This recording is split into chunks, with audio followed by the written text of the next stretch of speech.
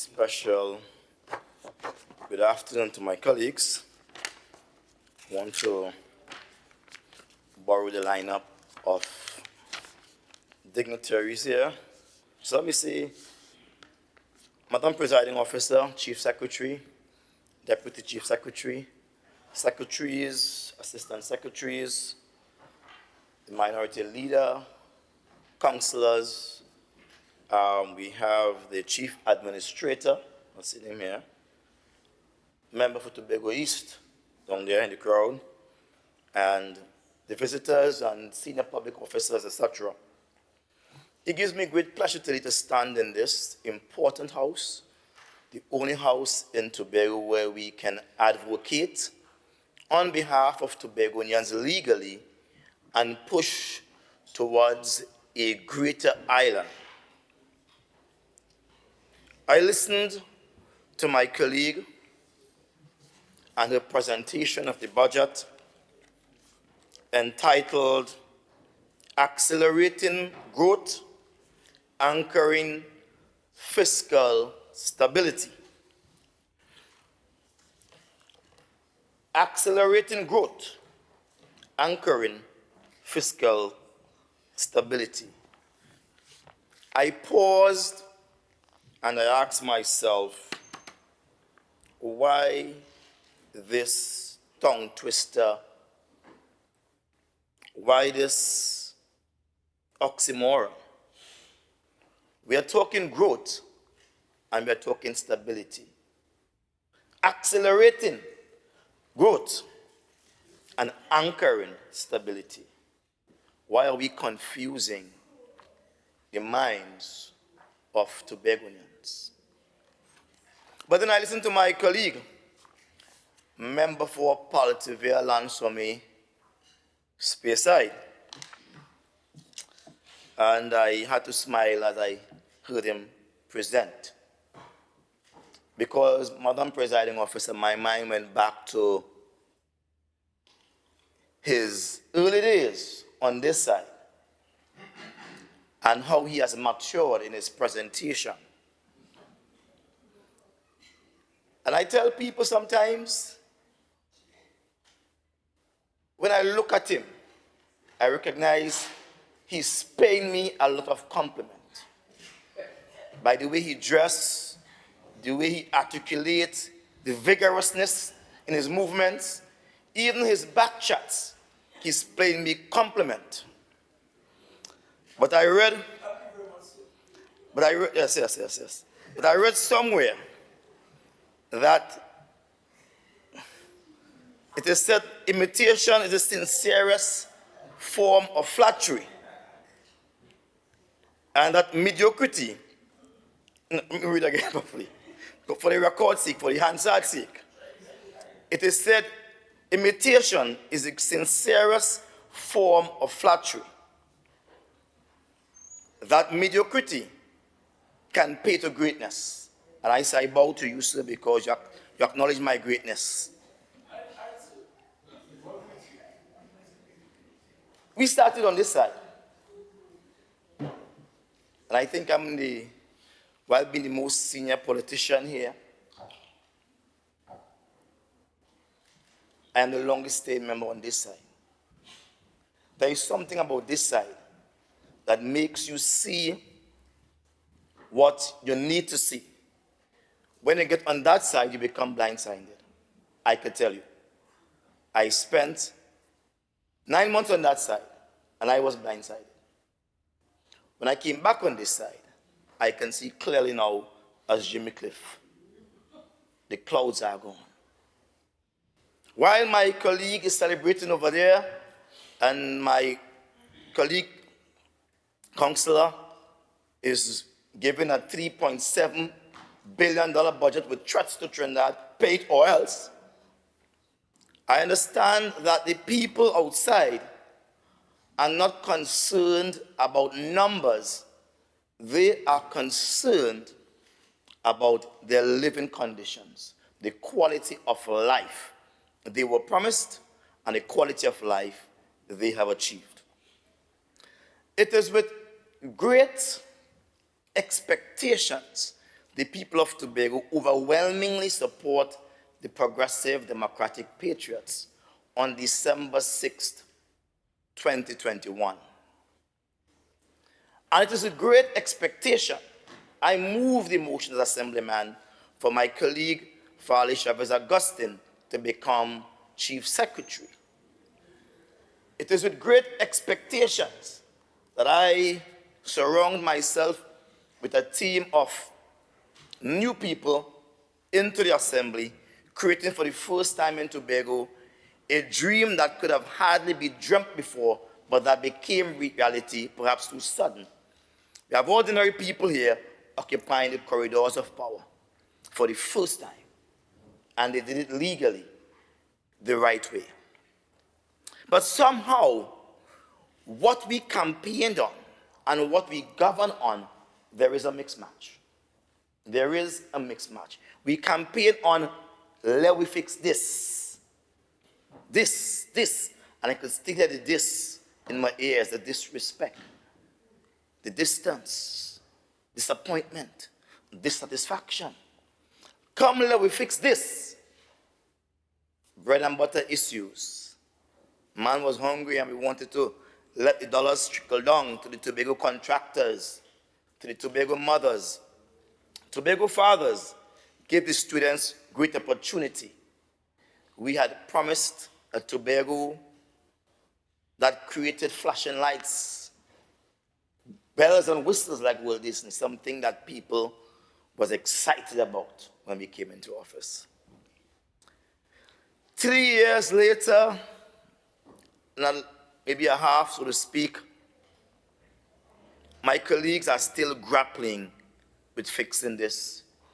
They are still grappling with getting it right. Allow me to say a budget, and I want to go back to schooling again. A budget is based on one simple thing. A budget is based on a plan to achieve something. Yeah? A solid plan. And that plan that any politician seeks to achieve is a plan that was given to the people prior to being elected into office, because the people voluntarily voted for that plan, a plan to fix this bread and butter issues. And so when I saw and I read the budget statement, I recognized that we are no longer pursuing that which we spoke of, because the democratic will of the people is very important. Anybody who tries to usurp the democratic will is running afoul of the law, because the very law places democratic will of the people as the only thing that gives efficacy, that gives power to a government. The people have spoken. They had spoken. What they wanted was jobs, real sustainable jobs. Today in Tobago, we have, on an average, and this is very conservative, extremely conservative, every year, 50 Tobagonians leaving tertiary education with degrees. 50, at least every single year. 50 Tobagonians leave university, college, wherever, with degrees in their hands. And when they come back here, they have not one single thing to do. We have not opened up Tobago. So, what had Tobago voted for? They have voted for Tobago that will create new jobs, not the 4,000 jobs that the councillor spoke of. I believe that she's unaware of what we had promised. And so she spoke of some 4,000 jobs, mostly of which is CPEP, URP, 10 on, 10 off, reforestation kind of work. That's not what we wanted. That's not what we wanted. Those jobs are the jobs people do to avoid idling. But persons who are suited up and are degreed up and are ready to live the island, they want to work along the lines they have been educated. To date, we have not prepared a Tobago for these people. So how does the budget speak to this? After 3.5 years, they have come up with some big plan, 26 to 2030, and they talk about 4 major growth areas. But what had they done in the last 3.5 years to tourism? What had they done could not have been good, because we have recognized that at 1 year we had 100 boats docking in our shores, cruise ships, and the next year, 40, a decline. At one time, we were supposed to ensure that all our tourist locations have proper restroom facilities. Today, we see Fort James is suffering from coastal erosion. Half of Fort James is now in the sea, and there is a caution tape around it marked "Don't pass here." And they still use a chemical toilet, which is hardly cleaned. So where are we going with tourism? How have we fixed tourism? Some of the treks to the Aga waterfall, the Palativia waterfall, the Highlands waterfall, all of our waterfalls are dangerous. Where is the proper pathway where the average child can walk and enjoy the different levels of these waterfalls? Our beaches are policed by coast guards only from 9 to 5. After that, consider it you're on your own. That can't be in a place where we are promoting tourism. These are the simple fix that we spoke of, where every single beach should have a lifeguard. Yeah? And the most visited waterfalls should have a lifeguard. That is not too much to ask for. The Tobagoan people, they are not asking much. That has not been budgeted for. No. It has not been budgeted for. Instead, they have budgeted to upgrade hotel stock rooms and boost cruise ship, and come on. Once you have a destination that is attractive enough, the world will make a beaten path to that destination. We spoke about agriculture. In agriculture, every district was supposed to have its own tractor, its own agricultural assistant living within that district. And so there are 15 districts. It means, therefore, we should have 15 tractors, 15 agricultural assistants in every single district. And these agricultural assistants were supposed to be working closely with the farmers to ensure that they produce not only for the table, but also for the market.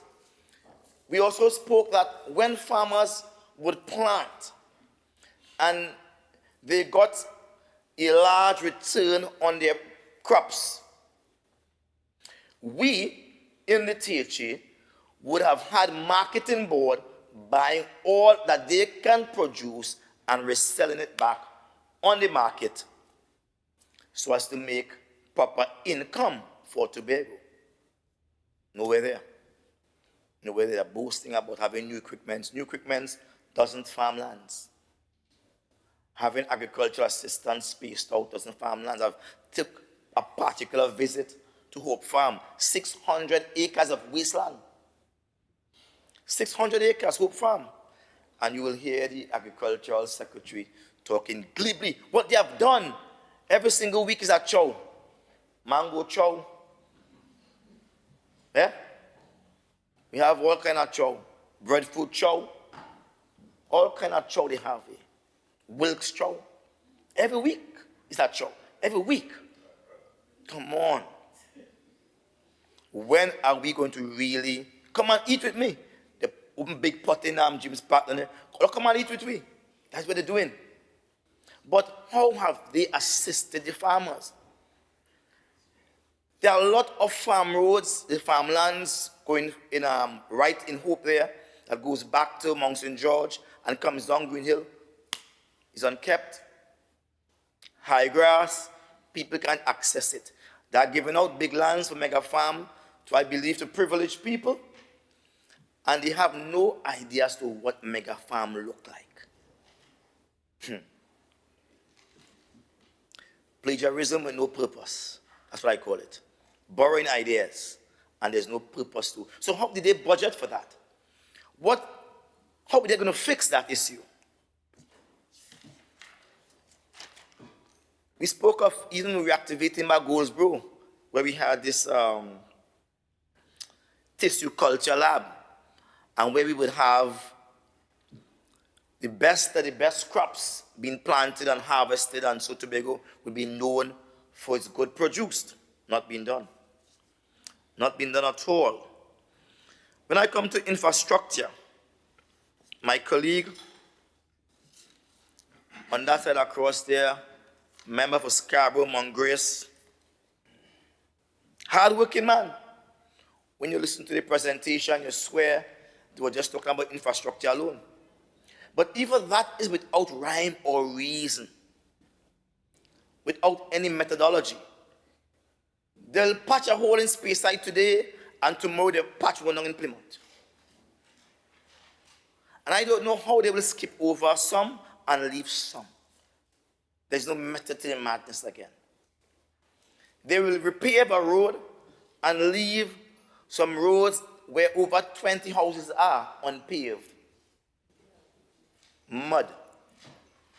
How do we budget for that? How do we create prioritization on that is my question here.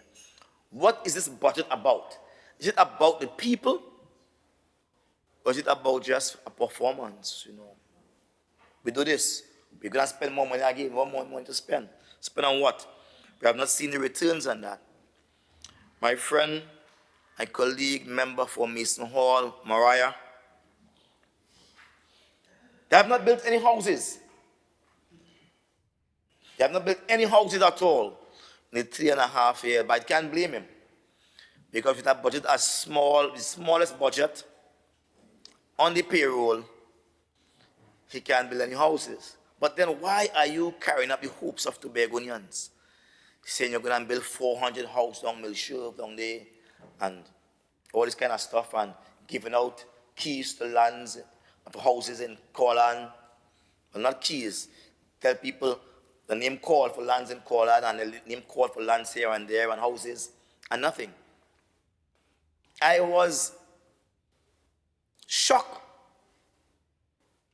when I put on my TV in the week and I saw my friend from Palativer, Lansomis, Speyside, all dressed up with a mic on his hand as if he's playing the Wheel of Fortunes, telling people 90 lands are going to be given out this evening, 90 lands. Well, I say, wow, they work real fast. So I got my Moby and I sat back with my cake and I say, the man performing. But as he began to speak, I recognized he was really performing. He gave out 90 fictitious lands, no paper, no lease. As a matter of fact, he doesn't even know the land is. It is somewhere down in Corlan, you see. And by his own admission, they are now going to survey the land. But he's giving out 90 lots of land. By his own admission. And he said it's a raffle. So I expect to see someone turning something as this, or some kind of a thing that has the human element of chance, or luck into it. I was really lucky into it. I remember so much. You know what happened? He claimed that somebody made some software. And the software will pull the names. He has nothing to do with it. And the name that I see called there, to me, it had something to do with it. We all understand algorithms now. Everybody knows that name, algorithms. And anybody who is making a software can create within it an algorithm. They didn't even have the decency to show you the list of names. All the names on the paper. Let's go back. They didn't even have the decency to announce 6 months before that all who want lands, sign up now. Here are the sheets. Sign up now, and your name will be placed in this particular system and have a trial for the public to see. No one saw. All we saw is 90 names come out. And Tobago small, everybody knew everybody. Everybody knew Tobago real small. And we laughed at the names. How could that be random? How did they treat the people of Tobago so badly? There was no mean test. In a real world, that would have to be redone. They had to redo that. It is a miscarriage of justice to the Tobago people. Here we have a woman working CPEP, whose salary is $3,000 when the month comes. You are saying to her, well, you could get a piece of land, but have you done a means test?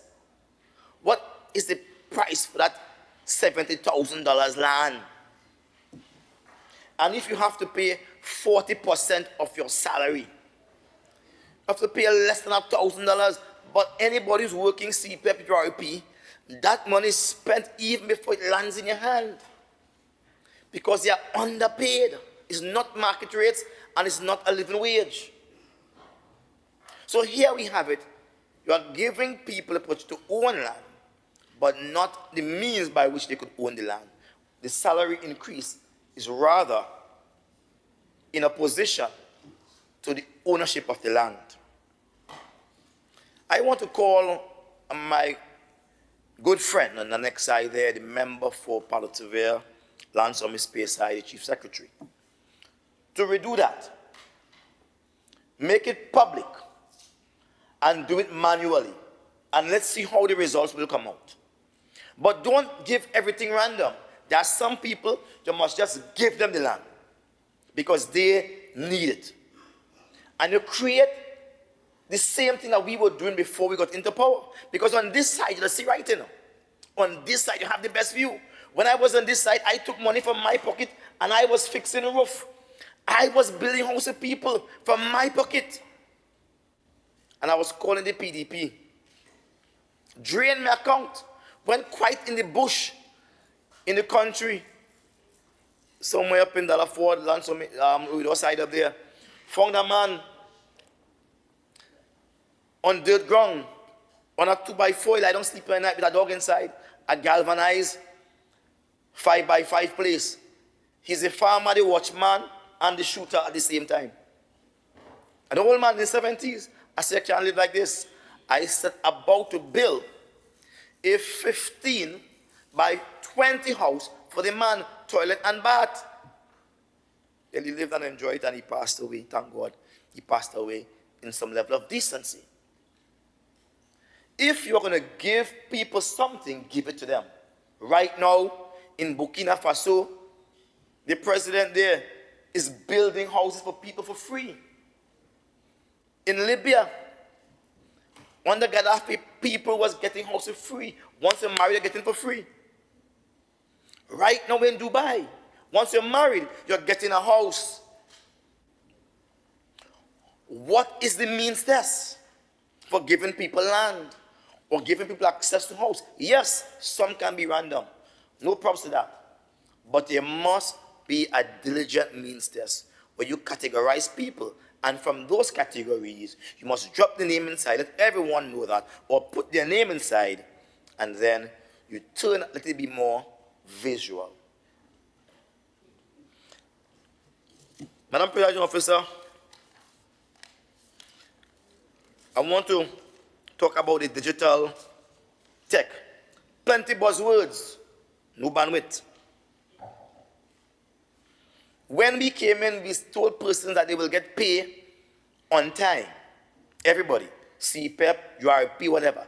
Payment will be on time because the ACH, when I was leading the PSA, representing 80,000 workers, we use ACH all the time to pay people.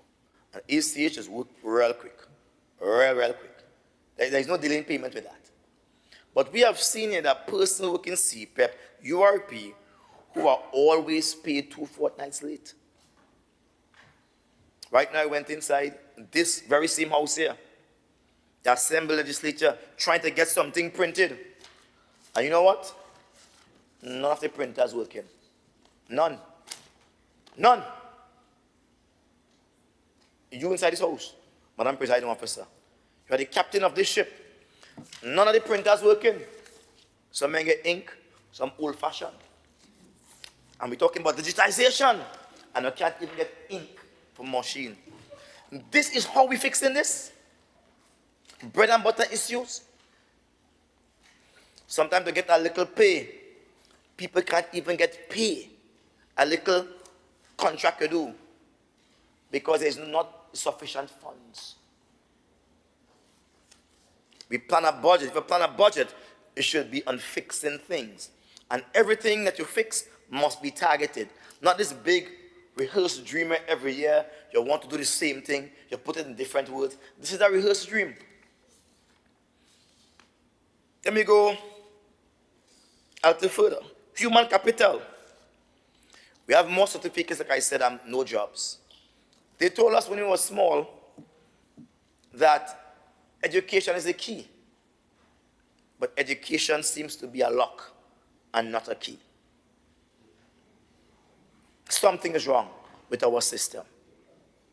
We came up with a plan that says we are going to get our young people, all who have graduated, put them into research groups based on what area you graduate in. Because one thing Tobago needs is plenty of research if we're going to become a modern-day society, a modern-day nation. We need to have plenty of people doing research. I've met someone with a doctorate, yeah, working in a shop, cleaning shelf, doctorate. There are many people here who are fully qualified, can't even work. We understand that. Even persons having medical degrees and still are unable to work. We have lawyers here and still unable to work. We have people with environmental engineering degrees and still unable to work. So what is the plan for them? Now that we have a budget, how are we going to plan for their future? Member, you have 2 minutes remaining. 2 minutes? Wow. I think my good friend across, I got a 10 minutes notice. What I got was 2. I find it a little bit shallow. I accept it. 2 minutes notice for me. All right?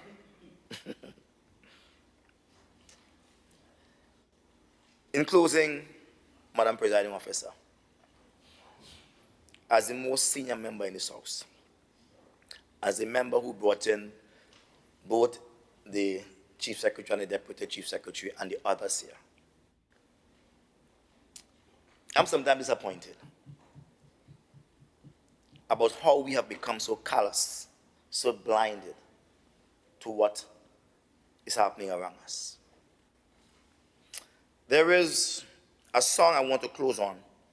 I'm not sure if I could find it there. But it's a song that says, the show is over now. Take a bow. As we come down to the election period, I want to let my colleagues know that Tobago will see this election as a day of reckoning. Don't think anybody owe you anything. People are very fickle. On Palm Sunday, they rejoice with Jesus. They take off their clothes and they begin to dance. So much some persons was vexed with them. And they say, where Christ? Where Christ? Let me make him king now. Christ disappeared, according to the Bible, from among them, because they wanted to make him king. By the Friday, we're talking Sunday, Monday, Tuesday, Wednesday, Thursday, Friday, every single body say, crucify him. Even Pilate, who was not in the crowd, who is not a supporter of Christ, said this man has done nothing wrong, clearly. This man is innocent. He said, no, what I'll do. We have Barabbas on this side, a man who is a criminal, known criminal. Do you want Christ or Barabbas? Make a choice. And he said, away with Christ. Give us Barabbas. Let them not be fooled. It's a lesson in human beings. Today, you could win. Tomorrow, you could lose. Be careful and make use of all of the opportunities you have to advance Tobago people, business. Thank you.